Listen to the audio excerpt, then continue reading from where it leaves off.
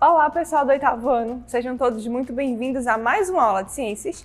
Eu sou a professora Camila e a gente na aula de hoje vai começar a introduzir os conteúdos de reprodução. A gente já viu até aqui, toda a questão energética, os tipos de energia, as fontes principais, que são as fontes renováveis e não renováveis.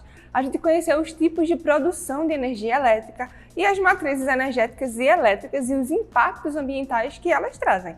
Agora a gente vai começar, um outro eixo, a gente vai começar a ver sobre reprodução. Antes de tudo aqui, existe o ciclo da vida, muito simples, todo mundo conhece. A gente diz que todo ser vivo, ele nasce, ele cresce, se reproduz e morre. É um ciclo simples, que se repete, todo mundo vai passar por isso, está sujeito a passar por isso, todo ser vivo.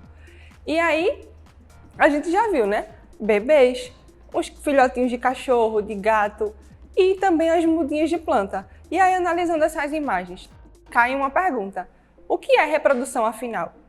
Então, a gente diz aí que reprodução é basicamente uma das etapas do ciclo da vida e que é aí responsável e necessária para a manutenção da existência da vida. Então, a reprodução ela é muito mais que necessária para que as espécies elas permaneçam aí. E os processos reprodutivos, eles podem ser de acordo com as espécies de ser vivo. Então, pode ser assexuada e sexuada. Esses dois tipos básicos de reprodução.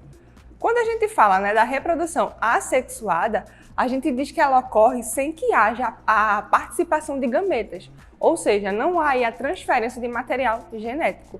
Porque quando a gente pensa no termo sexuada, tem a ver com o sexo de fato, com a troca de material genético. E com esse A na frente aí é um prefixo de negação. Então não há a troca de material genético, beleza? E a gente diz aqui que há a formação desse processo de clones. Porém, neles pode acontecer nesse processo de mutação genética. Por quê? Quando a gente fala de reprodução assexuada, a gente está falando aí da reprodução de indivíduos iguaizinhos, com as mesmas características, então são clones. Isso aí, esse tipo de reprodução é benéfico no sentido energético. Um ser vivo que faz a reprodução assexuada, ele consome menos energia, no caso é um processo menos energético e muitas vezes mais rápido, mas tem o problema de ser clones. Então, se um indivíduo ele tem algum tipo de malformação, algum tipo de dificuldade de conviver naquele ambiente, ele vai produzir outros indivíduos também com essa mesma dificuldade e pode ter aí a extinção dessa espécie ou desses indivíduos todos iguais. Então, esse é um problema, certo? E aí os seres vivos que mais fazem esse tipo de reprodução são aí as bactérias, certo?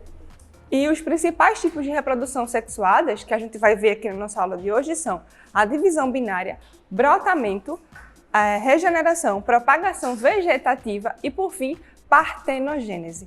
Então a gente vai, a partir de agora, conhecer cada um deles individualmente. Primeiro, a divisão binária. A divisão binária, a gente diz que indivíduos, eles dividem-se ao meio. De fato, eles vão se dividir e virar dois indivíduos, formar dois clones. E aí, vão dar origem a dois indivíduos aproximadamente do mesmo tamanho. E esse processo pode ser observado principalmente em bactérias e protozoários. Nessa imagem abaixo, a gente consegue ver. Primeiro, a gente tem um indivíduo aqui, O que é que vai acontecer primeiro? O núcleo desse indivíduo, ele se divide em dois. A primeira coisa que vai acontecer é isso. Depois, a gente vai ver o surgimento de um novo flagelo, ou seja, essa caudazinha que faz com que esse organismo ele se movimente, vai começar a surgir aqui um outro. Quando esse flagelo começar a surgir, o que é que vai acontecer? Começar aí a bipartição, a divisão desses dois indivíduos. E aí, quando eles se dividem totalmente, tendo cada um dois núcleos, cada um o seu flagelo, ok? E aí, nessa cima, ilustra justamente esse processo de divisão, dando origem a dois outros indivíduos. Agora a gente vai conhecer o brotamento. Brotamento, como o nome já diz, a gente fala do crescimento de um broto em um outro ser vivo, certo? O próprio nome já diz, brotamento, surgimento de broto. Esse broto, depois que ele surge ali na própria superfície de um outro indivíduo, o que é que vai acontecer? Ele se solta, certo? Ele se solta daquele indivíduo e vai gerar um outro indivíduo. Então, eles podem ir crescendo vários brotos juntos e formar ali uma colônia. certo? De vários indivíduos empilhados, a gente pode dizer assim. E aí é muito comum, né, nos quinidários, fungos e nos vegetais. E apresentam aí essa forma de reprodução. A gente vai ter aqui, ó, primeiro a gente vai dizer que isso aqui é uma esponja. Aquelas esponjas que tem no fundo do mar, ok? A gente tem aqui uma esponja, inicialmente sozinha. Nessa superfície, né, no indivíduo, na mesma esponja, vai aparecer um brotinho. O que é que vai acontecer? Esse broto, depois de um tempo, ele se solta e dá origem a uma nova esponja, a um novo indivíduo, e aí ele vai crescer na superfície dessa esponja. Vai aparecer outro broto e vai dar origem a outras esponjas, e aí vai acontecer um ciclo, né, reprodutivo. Agora, a regeneração. A regeneração, a gente vai dizer, né, que ela também pode ser chamada de fragmentação, ou seja, fragmentos de alguma coisa, certo? E é quando o indivíduo ele surge a partir de um fragmento de outro indivíduo. Como assim? Dois exemplos aqui para a gente entender. A planária. A planária ela pode se dividir em três. Pode se dividir sozinha ou pode ser dividida por algum fator externo, ok? Mas normalmente ela se divide sozinha. Ela se dividiu em três partes. Aí ela morreu? Não. O que é que vai acontecer? Cada uma dessas partes da planária vai dar origem a outra planária. Então, o que era uma planária se dividiu em três e vai ser agora três planárias diferentes. Quer dizer, três planárias novas, né? Só que todas iguais, são aí clones. E a mesma coisa acontece com a estrela do mar. A gente vê aqui, ó, fazem dois cortes na estrela do mar e viram dois fragmentos dessa estrela. E aí, ó, os bracinhos que ficaram faltando aqui vão novamente crescer, dando origem a duas novas estrelas, ok? Então, esse é um tipo de processo de reprodução sexuada muito comum nessas duas espécies. Agora a gente vai conhecer a propagação vegetativa.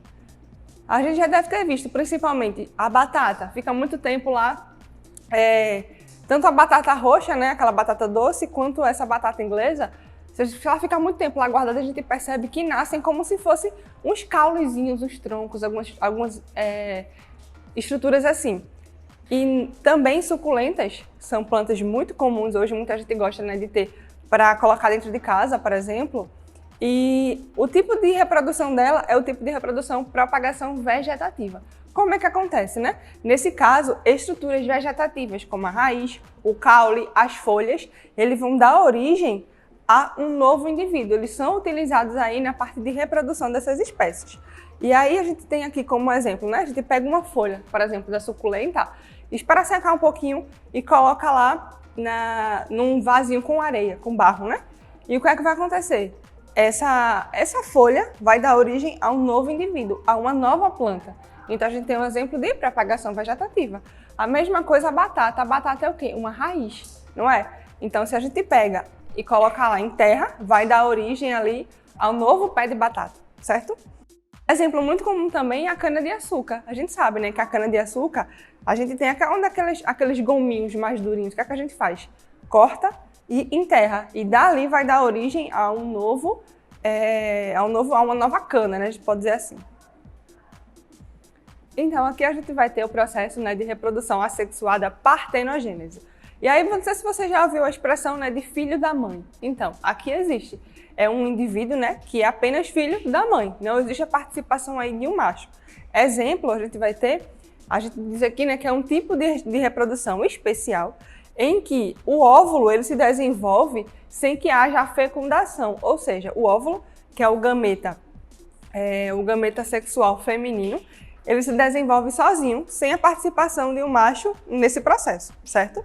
E aqui é muito comum nas abelhas, no processo de formação do zangão. O zangão, ele é somente filho da mãe. O óvulo, né, que é aqui o gameta feminino da abelha, da fêmea, o que é que vai acontecer? Ele vai se desenvolver sozinho, dando origem a um zangão. Quando houver a participação do zangão, que é o macho, é aí que vai estar envolvido no processo de reprodução, vai ter a fecundação do óvulo pelo espermatozoide, e aí a gente vai dar origem lá na colmeia às abelhas operárias e às abelhas rainhas. Então, a abelha operária e a abelha rainha têm pai e têm mãe, certo? Tem aí o macho e a fêmea envolvidos no processo de reprodução. Mas, no caso do zangão, tem apenas a rainha. Então, o zangão é filho apenas da mãe, ok? E aqui existe um caso recente em que cientistas eles observaram um tubarão fêmea, certo? Que teve filhote depois de 2 anos isolado do macho dentro de um aquário sozinha. Então, é um processo, né, que os cientistas verificaram que é partenogênese, ok? Agora a gente vai conhecer os processos de reprodução sexuada. Diferente da reprodução assexuada, né, como o nome já diz, sexuada, tem aí a troca de material genético. Então a gente diz, né, que na maioria a fecundação do gameta feminino, que pode ser chamado de ovócito ou óvulo, e também o gameta masculino. E aí os dois sendo, vamos dizer assim, havendo a união dos dois, a formação do zigoto. As vantagens principais desse tipo de reprodução: vai garantir aí a variabilidade genética das espécies. Então existem tantas espécies, né? Essa variabilidade por causa dessa troca de material genético, porque é no material genético que vem as informações gerais desses indivíduos e também toda a geração hereditária. Então, por exemplo, no meu material genético, né, tem as informações do meu pai, da minha mãe e dos pais dos meus pais, dos pais da minha mãe. Então, toda essa informação genética vai fazer com que eu seja um indivíduo único, ok? E aqui a gente tem também, né, um caso de algumas plantas, seres vivos e outros animais. Quando a gente fala aqui, né, do gameta sexual feminino, a gente fala do ovócito, ok? Quando a gente fala do gameta sexual masculino, do macho, a gente fala de espermatozoide. Aqui a gente vai ter, né, os gametas e o zigoto.